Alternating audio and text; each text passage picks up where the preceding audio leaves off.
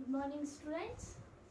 आज हम last lecture में हमने थोड़ा इलेक्ट्रिसिटी प्रॉब्लम के कारण अपने लेक्चर को वहीं बीच में छोड़ा था, लेकिन क्योंकि वो विजुअलिटी में बड़ी प्रॉब्लम क्रिएट हो रही थी, आप लोग को क्लियर नहीं दिखता, इसलिए हमने उसे बीच में ही छोड़ा। अब हम उसे कंटिन्यू करते हैं, फिर से शुरुआत करेंगे। हम पढ़ रहे थे डायहाइब्रिड क्रॉस।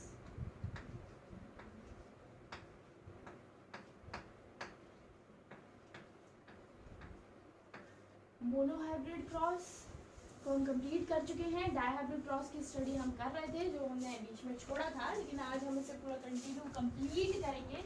तो डायहाइब्रिड क्रॉस क्या हो गया? डायहाइब्रिड क्रॉस जिसमें एक साथ दो कैरेक्टर्स की स्टडी की जाए उसे डायहाइब्रिड क्रॉस कहा जाएगा। ये मेंडल का रिजल्ट था। मेंडल ने बताया, मतलब मेंडल ने जिस क्रॉस में एक साथ दो कैरेक्टर की बात की, एक साथ दो कैरेक्टर को लेकर चले और उनके रिजल्ट्स निकाले F2 जनरेशन तक, उसी को हम डायहाइब्रिड क्रॉस कहते हैं। तो डायहाइब्रिड क्रॉस में मेंडल ने कौन कौन से दो कैरेक्टर उठाए थे? मेंडल ने कैरेक्टर उठाए थे सीड कलर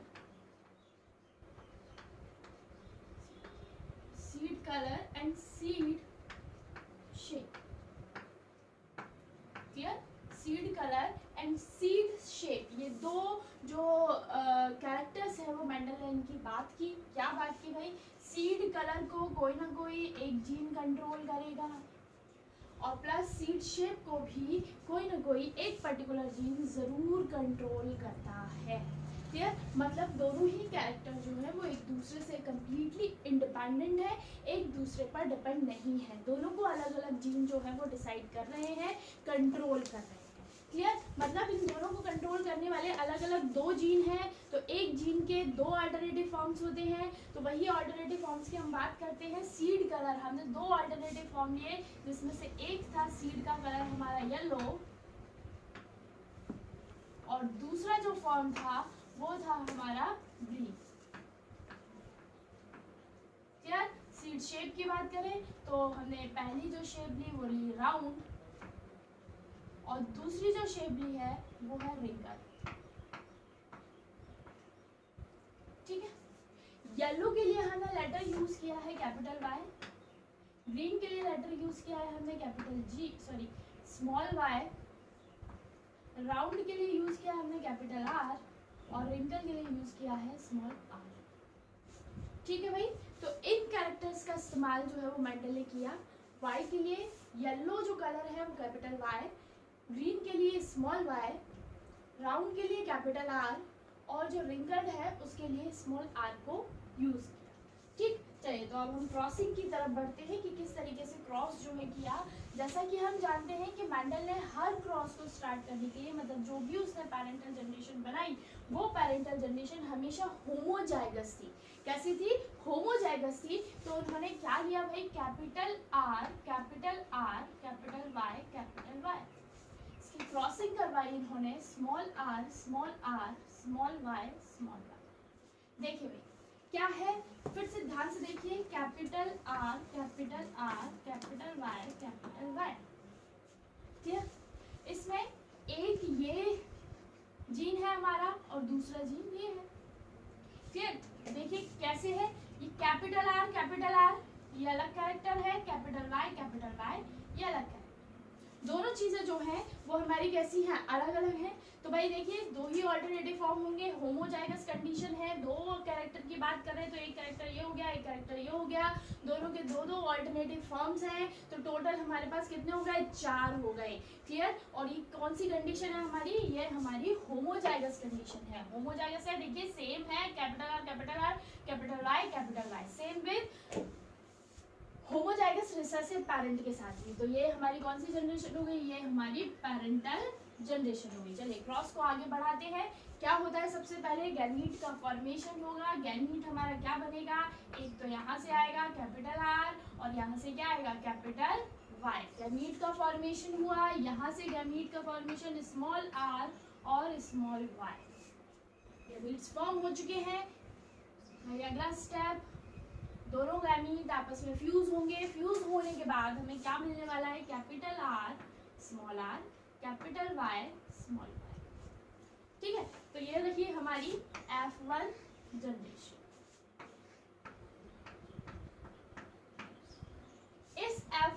जनरेशन में हमें क्या मिला?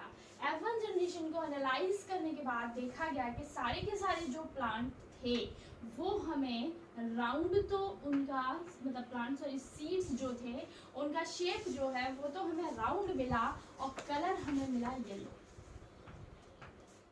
सारे प्लांट के सीड्स जो थे वो कैसे थे? राउंड एंड येलो, मतलब शेप में थी कंप्लीट राउंड और कलर था उनका सॉरी येलो कलर था।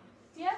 तो यहाँ से according to first law of Mendel F1 generation में जो भी कैरेक्टर हमें मिलता है वो कैरेक्टर डोमिनेंट कैरेक्टर होता है।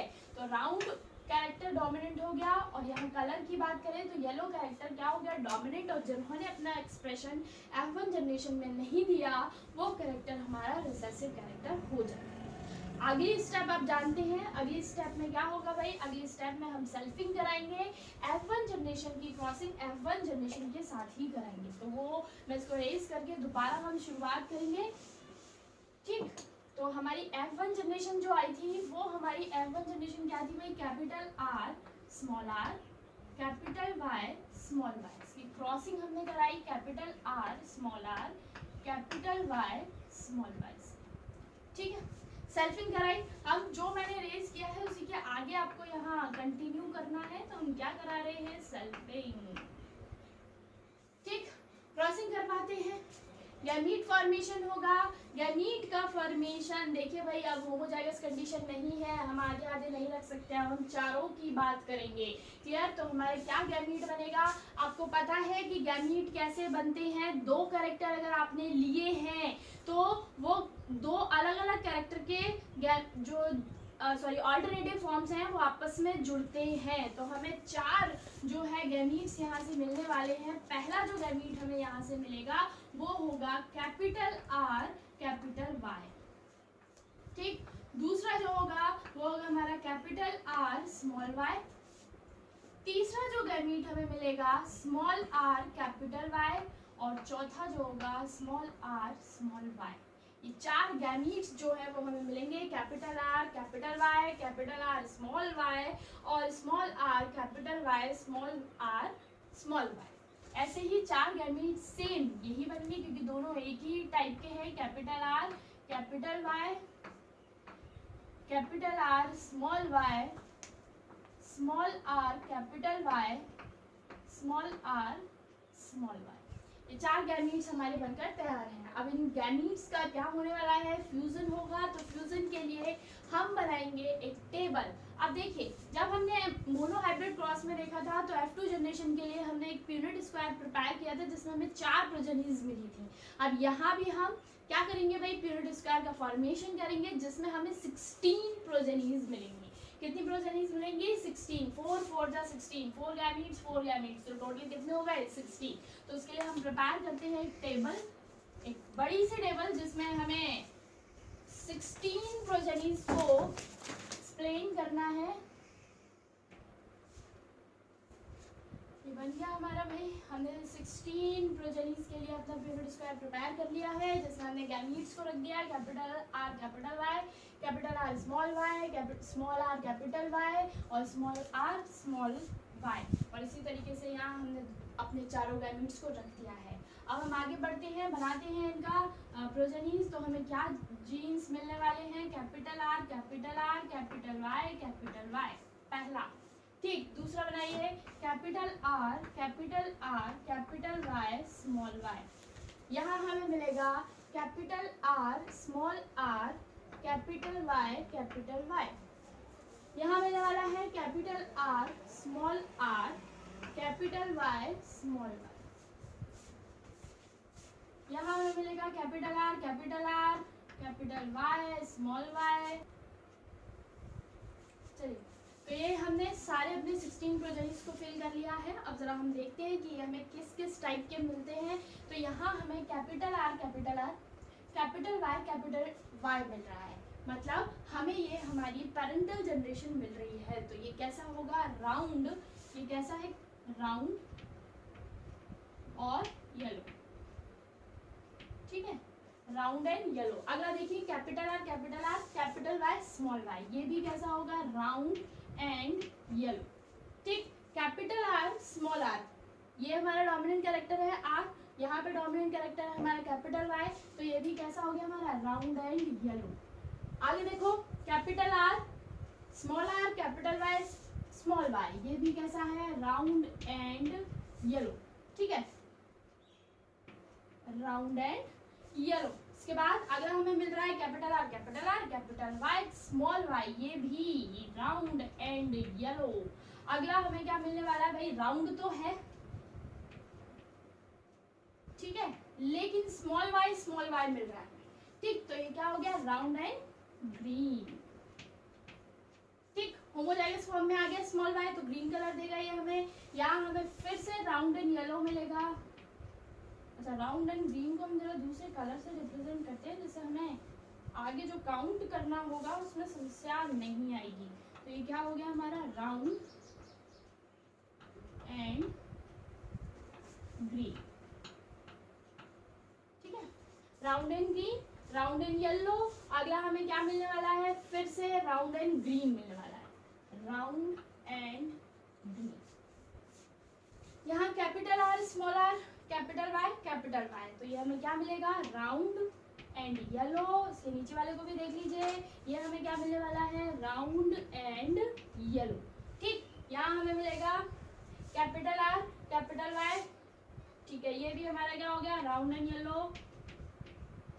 इसके नीचे वाला हमें मिलेगा राउंड एंड ग्रीन। नेक्स्ट जो हमें मिलने वाला है small r capital Y, small r हमने किसके लिए इस्तेमाल किया था, स्मॉल आर हमने यूज किया था रिंकल के लिए, ठीक है, स्मॉल आर हमने किसके लिए यूज किया था रिंकल एंड येलो। ये हमें कैसा मिला रिंकल मिला और कलर कैसा मिला येलो मिला, ठीक, small r capital Y small y, ये भी हमें कैसा मिलेगा रिंकल्ड एंड येलो। अगला small r capital Y small y, ये हमें कैसा मिलेगा रिंकल्ड येलो, ये भी रिंकल्ड एंड येलो। लास्ट हमारा बचता है स्मॉल आर स्मॉल वाई, तो ये हमें कैसा मिलेगा रिंकल्ड ग्रीन, ठीक है, ये हमें कैसा मिलेगा रिंकल्ड ग्रीन। आप जरा ध्यान से देखिए, यहाँ पर ये वाला फॉर्म और ये वाला फॉर्म, ये दोनों ही हमारी क्या है पेरेंटल जनरेशंस हैं, जो हमें एक्सप्लेन कर रही हैं कि भाई यहाँ हमें क्या मिल रहा है, जहाँ से हमने पेरेंटल जनरेशन को शुरू किया था तो ये हमें क्या मिल गया, हमारे दोनों पेरेंटल जो जीन्स थे एज इट इज फॉर्म में हमें वापस मिल जाते हैं। तो ये कम्प्लीटली होमोजाइगस फॉर्म में है, इन्होंने अपना एक्सप्रेशन दिया, रिंकल्ड भी अपना एक्सप्रेशन दे रहा है और ग्रीन भी अपना एक्सप्रेशन दे रहा है इन होमोजाइगस कंडीशन। अब जरा हम फटाफट से काउंट करते हैं कि हमें कौन सा किस कलर डिफरेंट कलर से रिप्रेजेंट किया है, तो हमें काउंट करने में बहुत ज़्यादा प्रॉब्लम नहीं होगी। तो आगे हम इनका निकालेंगे phenotypic ratio and genotypic ratio. तो पहले हम बात करते हैं इनके फिनोटाइपिक रेशो की, कि फिनोटाइपिक रेशो कैसा होगा। तो आप ध्यान से इस पूरे चार्ट की तरफ ध्यान से देखेंगे कि फिनोटाइपिक रेशो मतलब हमें केवल बाहर से देखने पर दो ही कैरेक्टर हमने लिए हैं, एक कैरेक्टर है हमारा सीड का कलर, दूसरा कैरेक्टर है सीड का शेप। तो उन्हीं कैरेक्टर पर बेस्ड उन्हीं चीज़ों को देखना है। अब हमें लेंथ से कोई मतलब नहीं है, हमें साइज से कोई मतलब नहीं है, केवल हम सीड का शेप देखेंगे और उसके कलर की बात करेंगे, बाकी और कैरेक्टर को हम इन्वॉल्व नहीं करेंगे। क्लियर? तो देखते हैं फटाफट हमें कितने टाइप के जो हैं वो सीड्स मिले। राउंड एंड येलो मिला एक, राउंड एंड ग्रीन मिला दो, और हमें मिला round and wrinkle and yellow तीन, और लास्ट चौथा जो हमें मिलता है वो हमें मिलता है रिंकल्ड एंड ग्रीन। ठीक है, तो हमें फोर टाइप के सीड्स जो है वो हमें देखने को मिले। कौन कौन से मिले? Round and yellow ratio. दूसरा हमें कौन सा मिला है भाई? दूसरा हमें मिला है राउंड एंड ग्रीन। ठीक, तीसरा हमें मिला है wrinkled and yellow, wrinkled and yellow, और चौथा जो हमें मिला है रिंकल्ड एंड ग्रीन। क्लियर? ये चार फॉर्म जो है वो हमें देखने को मिले। अब इन्हें काउंट कीजिए, राउंड एंड येलो काउंट कीजिए, 1 2 3 4 5 6 7 8 और 9। राउंड एंड ग्रीन को आप फटाफट से काउंट कीजिए, 1 2 और 3, और रिंकल्ड एंड येलो को आप काउंट कीजिए 1 2 3, और लास्ट में जो हमारा रिंकल्ड एंड ग्रीन है वो एक ही है। तो हमारा जो फिनोटाइपिक रेशियो होगा वो 9:3:3:1, 9331 ये रेशियो हमें फिनोटाइपिक रेशियो मिलता है इन डायहाइब्रिड क्रॉस। ठीक, अब हम बात करते हैं इसके जीनोटाइपिक रेशियो की। वजह से नोट कर लीजिएगा, क्योंकि मैं इस टेबल की हमें फिर से जरूरत पड़ेगी, इसलिए मैं इरेज नहीं कर रही हूँ, इसे नोट कर लेना। जीनोटाइपिक रेशियो की बात करते हैं तो जीनोटाइपिक रेशियो में हमें जीन्स के बारे में बात करनी है, हमें कितने टाइप के जीन्स जो है वो मिल रहे हैं, जीनोटाइपिक रेशियो। तो जीनोटाइपिक रेशियो जरा हम निकालते हैं, ये हमें मिल,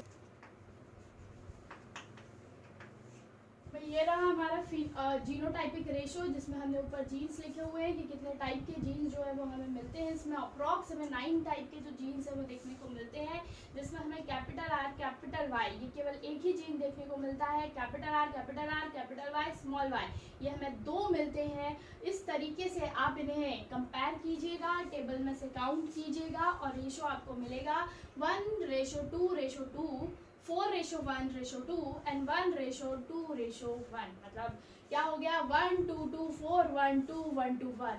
ये रेशियो जो है वो हमें जीनोटाइपिक रेशियो डायहाइब्रिड क्रॉस का मिलता है। क्लियर? तो मेंडल के अकॉर्डिंग मोनोहाइब्रिड क्रॉस में जो जीनोटाइपिक रेशियो हमें मिलना चाहिए वो जीनोटाइपिक रेशियो हमें मिला 1:1, 1:2:1, और मोनोहाइब्रिड क्रॉस में ही जो फिनोटाइपिक रेशियो हमें मिला वो 3:1 मिला। अब वहीं डायहाइब्रिड, भाई इन रेशियोज को आप याद रखिएगा, थोड़ा सा याद रखेंगे तो आपको बहुत सारे क्वेश्चंस सॉल्व करने में हेल्प मिलेगी। अदरवाइज वहाँ आप ये टेबल को ड्रॉ करेंगे फिर काउंट करेंगे तो वो बहुत टाइम टेकिंग एक प्रोसेस बन जाएगी। इससे अच्छा ये है कि आप इन्हें ऑलमोस्ट याद रखिए। कैसे याद रखेंगे, मैथमेटिकल जो एक्सप्रेशंस होंगे उन चीज़ों को हम आगे डिस्कस ज़रूर करेंगे कि किस तरीके से मेंडल ने एक सीरीज़ के फॉर्म में इन चीज़ों को रिप्रेजेंट किया था। तो भाई बायोलॉजी बहुत सारे बच्चों को लगता है, देखिए एक बिल्कुल बड़ी अच्छी बात है कि बायोलॉजी लोगों को क्या लगता है कि रटने वाला सब्जेक्ट है, नहीं है। आप जानते हैं बायोलॉजी साइंस स्ट्रीम में आता है और साइंस कभी रटी नहीं जाती। साइंस एक ऐसा सब्जेक्ट है जो एक्सपेरिमेंटल बेस्ड है, जिसमें जो है साइंस मांगता है कि हमें प्रूफ दो कि ऐसा कुछ होता है। क्लियर है? तो एक पूरी हाइपोथेसिस, पूरी एक थ्योरी जो है वो साइंस में एक्सप्लेन करनी होती है। तो बायोलॉजी इसीलिए ही साइंस स्ट्रीम में रखा गया है कि वो रटने वाला सब्जेक्ट नहीं है। क्लियर? आप जितने अपने कॉन्सेप्ट को क्लियर करेंगे आपको उतना ही अच्छे से और ज़्यादा लंबे टाइम तक याद रहने वाला है। ठीक, तो वही चीज़ है, आप यहाँ खुद निकालिए, खुद टेबल ड्रॉ कीजिए, आप 1-2 बार रेशियोज निकालेंगे, आपको तुरंत लर्न हो जाएगा और आप कभी नहीं भूलेंगे। तो वही याद रखिए, बायोलॉजी रटने वाला सब्जेक्ट बिल्कुल नहीं होता है। ठीक है, तो यहाँ हमारा डायहाइब्रिड क्रॉस खत्म होता है। ये जो हमें मिल जाती है 16, तो ये हमें सारे हमारे F2 जनरेशन मिल जाती है, जिसमें हमने जीनोटाइपिक रेशियो और फिनोटाइपिक रेशियो दोनों की ही बात कर ली। डायहाइब्रिड क्रॉस में जो हमें फिनोटाइपिक रेशियो मिला वो 9:3:3:1 मिला, और जीनोटाइपिक रेशियो हमें मिला 1:2:2:4, 1:2 एंड 1:1। ठीक, ये रेशियो हमें देखने को मिलता है। अब इन्हीं जो हमारा डायहाइब्रिड क्रॉस था इसी पर बेस्ड मेंडल का थर्ड लॉ था। मेंडल का थर्ड लॉ कौन सा था भाई? Law of independent assortment. Law of independent assortment, independent बिल्कुल फ्री, असॉर्टमेंट आपस में जुड़ना। जैसा कि आप जानते हैं कि डायहाइब्रिड क्रॉस में हमने 2 अलग अलग जीन्स का इस्तेमाल किया था, मतलब 2 अलग अलग कैरेक्टर की बात की, उनके अलील्स के बारे में बात की। तो क्या हुआ, 2 अलग अलग कैरेक्टर थे, उनके गैमीट्स फॉर्म हुए। तो जब उनका गैमीट फॉर्मेशन हो रहा था तो उस समय पर उनके अलील क्या हो जाते हैं, बिल्कुल सेपरेट हो जाते हैं। ठीक है, सेपरेट हो जाते हैं, लेकिन आप जानते हैं कि जीन हमेशा, मतलब सॉरी, जो गैमीट है वो जब अगली जनरेशन में ट्रांसफर होगा तो वो हमेशा पेयर में ट्रांसफर होगा। क्लियर है? किस में ट्रांसफर होगा? पेयर में ट्रांसफर होगा। तो वो क्या करेगा, वो एक कैरेक्टर यहाँ से उठाएगा, मतलब एक जीन से उसने एक कैरेक्टर लिया, दूसरे जीन से उसने दूसरा कैरेक्टर लिया, वो पेयर बना के अगली जनरेशन में पहुंच जाएगा। तो लॉ का नाम इंडिपेंडेंट असॉर्टमेंट क्यों रखा है? इंडिपेंडेंट असॉर्टमेंट इसीलिए रखा है कि 2 अलग अलग जीन्स के जो अलील थे, 2 अलग अलग जीन्स के जो अल्टरनेटिव फॉर्म्स थे, वो एक दूसरे से जुड़ने के लिए कंप्लीटली इंडिपेंडेंट थे। एक दूसरे पर डिपेंड नहीं थे। जैसा कि हमने अपनी पैरेंटल जनरेशन में स्टार्ट किया था, capital R capital Y capital Y, मतलब ऐसा नहीं है कि जो राउंड शेप है उसका कलर हमेशा ही येलो होगा, कोई फिक्स नहीं है। राउंड अगर ऐसा होता, क्लियर, अगर ऐसा कोई फिक्सेशन होता तो राउंड के साथ हमें ग्रीन कलर कभी नहीं मिलता। क्लियर है, राउंड के साथ हमें ग्रीन नहीं मिलता, राउंड के साथ हमें यहाँ भी ग्रीन मिल रहा है, रिंकल के साथ येलो नहीं मिलता, क्योंकि येलो तो फिक्स हो गया ना यहाँ पे कि भाई राउंड के साथ ही मिलेगा, लेकिन रिंकल के साथ भी तो येलो मिल रहा है हमें। क्लियर, तो कहने का मतलब ये है कि दोनों पैरेंटल जनरेशन से दोनों ही जीन्स के जो गैमीट फॉर्म्स हुए, उनमें जब अलील जब आपस में जुड़कर गैमीट का फॉर्मेशन उन्होंने किया, तो वो गैमीट का फॉर्मेशन कंप्लीटली इंडिपेंडेंट था, किसी दूसरी जीन पर या किसी दूसरे अलील पर डिपेंडेंट नहीं था, फ्री थे कि भाई कैपिटल आर जो है वो स्मॉल वाई के साथ जा सकता है, कैपिटल आर जो है वो किसके साथ जा सकता है भाई, स्मॉल आर के साथ जा सकता है, इनमें से किसी भी फॉर्म में हमें मिल सकता है। तो हमें कितने टाइप के, ऑलमोस्ट 4 टाइप के अलग अलग फॉर्म मिले, हमें क्या मिला, राउंड एंड येलो मिला, राउंड एंड ग्रीन मिला, रिंकल्ड एंड येलो मिले, और रिंकल्ड एंड ग्रीन भी हमें मिला। ठीक, तो जरूरी नहीं है कि येलो जो है वो हमेशा ही किसके साथ जाएगा, राउंड शेप के साथ ही जाएगा, वो किसी के भी साथ जा सकता है। यही है हमारा इंडिपेंडेंट असॉर्टमेंट का लॉ। क्या कहता है ये लॉ कि भाई जब दो अलग अलग कैरेक्टर थे, दो अलग अलग जीन्स के जो अलील बने, सेपरेट हुए, सेपरेट होने के बाद ये आपस में जुड़े, गैमीट का फॉर्मेशन किया, और गैमीट का जब फॉर्मेशन हुआ तब उस समय पर ये दोनों कैरेक्टर के अलील फ्री थे, ये किसी भी कैरेक्टर के साथ आपस में जोड़कर अगली जनरेशन में ट्रांसफर हो सकते थे। वैसा ही आपने देखा, और यहाँ पर हमें 16 प्रोजेनिस देखने को मिली। कंप्लीटली आर फ्री था कि वो जी के साथ जाए, स्मॉल वाई के साथ जाए या कैपिटल वाई के साथ जाए, उसको कोई फर्क नहीं पड़ता कि कैपिटल आर किसके साथ जा रहा है या स्मॉल आर किसके साथ जा रहा है, स्मॉल वाई किसके साथ जा रहा है या स्मॉल कैपिटल वाई किसके साथ जा रहा है, फ्री थे सब। तो अपने फ्रीनेस, अपनी इंडिपेंडेंस को शो किया, और उसी पर बेस्ड था मेंडल का थर्ड लॉ, जो मैंने अभी आपको एक्सप्लेन किया, इंडिपेंडेंट असॉर्टमेंट। फ्री हो भाई, जिसके साथ जाना चाहते हो चले जाओ, अगली जनरेशन में ट्रांसफर हो, लेकिन जाओगे हमेशा पेयर में। तो पेयर बनाना सबसे ज्यादा इंपॉर्टेंट था यहाँ पर। तो पेयर हमने देखिए यहाँ जब हमने, अच्छा मैंने रेस कर दिया है, जब हमने गैमीट्स का फॉर्मेशन किया तो कैपिटल आर कैपिटल वाई के साथ गया, कैपिटल आर स्मॉल वाई के साथ भी जा सकता था, स्मॉल आर कैपिटल वाई के साथ, और स्मॉल आर स्मॉल वाई के साथ भी जा सकता था। तो डिफरेंट 4 गैमीट्स हमें मिले। भाई इन 4 के अलावा आपको कोई और पॉसिबिलिटीज नहीं मिलेगी, अगर मिलती है तो हो सकता है तुम जेनेटिक्स में कोई नया चमत्कार ला के दे दो, फ्यूचर साइंटिस्ट बन जाओ। अगर ला सकते हो तो भाई कोशिश कीजिए, बट मैं आपको सजेस्ट करती हूँ उसमें अपना टाइम वेस्ट नहीं करना है। इन 4 के अलावा आपको कोई कंडीशन नहीं मिलेगी। ठीक, तो यहाँ पर हमारा डायहाइब्रिड क्रॉस, मेंडल का थर्ड लॉ, ये दोनों ही कंप्लीट होते हैं।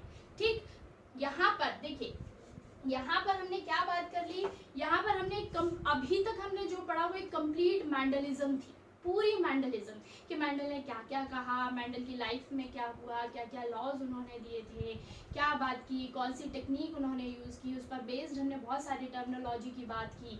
लेकिन मेंडल ने जो कहानी हमें सुनाई अच्छी थी, इम्पॉर्टेंट थी, जेनेटिक्स बना ही इसी कहानी के कारण, लेकिन ये जो स्टोरी थी वो हमेशा सही नहीं थी। देखिए, ये जो कहानी थी ये हमेशा सही नहीं थी, हमेशा जो है वो लॉ ऑफ डोमिनेंस काम नहीं किया। हमेशा मेंडल का कहना था एक जीन एक कैरेक्टर को कंट्रोल करेगा, लेकिन ऐसा नहीं होता है। बहुत सारे केसेस ऐसे हैं जहाँ पर एक जीन जो है वो एक से ज्यादा कैरेक्टर को कंट्रोल करता है। क्लियर, तो इसे हम कहेंगे डेविएशन फ्रॉम मेंडलिज्म।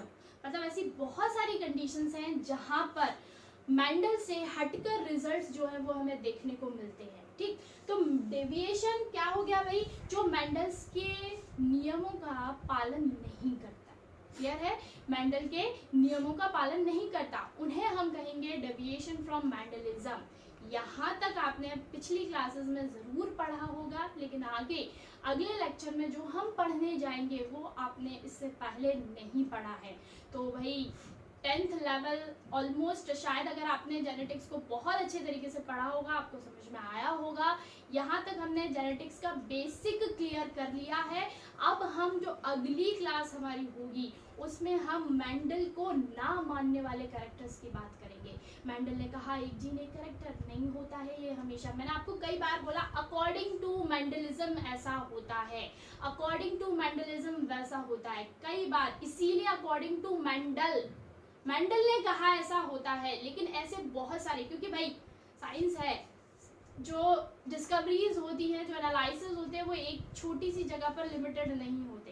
भाई साइंटिस्ट को तो एक छोटी सी चिंगारी मिलनी चाहिए, फिर उसका बम तो वो खुद ही बना लेते हैं। क्लियर है? तो और आगे स्टडी की गई, नई जेनेटिक्स को और आगे बढ़ाया गया, तो हमें बहुत सारी चीज़ें अलग अलग मिली। तो वही हम पढ़ेंगे अपने नेक्स्ट लेक्चर में। डेविएशन फ्रॉम मेंडलिज्म मिस नहीं करना है, और आगे से आप ज़्यादा अटेंटिव रहेंगे, क्योंकि ये चीज़ें आपने आगे नहीं पढ़ी हैं, आपके लिए बिल्कुल नया है। तो फुल कंसंट्रेशन के साथ हम फिर कल मिलेंगे अगली लेक्चर के साथ।